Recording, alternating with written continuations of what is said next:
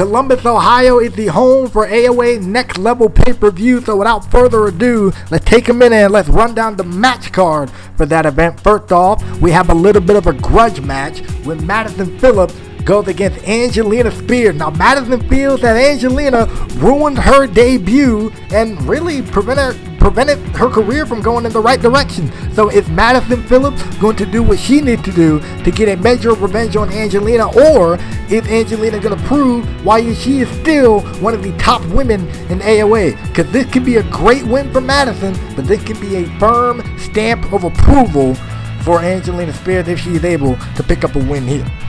And then also at Next Level, the AOA All-Star Championship will be on the line when Tyson Young gets his rematch for the All-Star Championship when he faces Sean Wright. Now, the last time these two went one-on-one was back at Conquer All, and Tyson impressed Sean. Sean admitted to Tyson that, hey, you showed me a bit of a fight, so is the second time going to be a charm, and are we going to see Tyson's true colors? Because to tell you the real truth, I don't really trust this guy, but Sean does, and that if everything goes right, that should be a solid matchup. And then speaking of matches, this one is a bit personal here. Carolyn Amber will be defending her women's championship against Miss Wilcox. Now, Miss Wilcox is coming at this thing with a vendetta.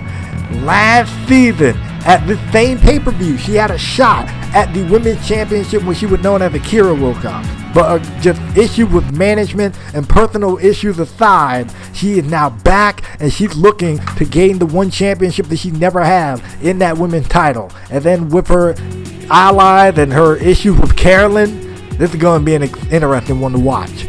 And then for the AOA United States Championship, it will be Jay Morgan putting his title on the line when he faces Adrian Oxley. Now, given what Adrian Oxley has said and reveal of why he attacked Jay Morgan, I kind of feel bad for the guy. I really, really do.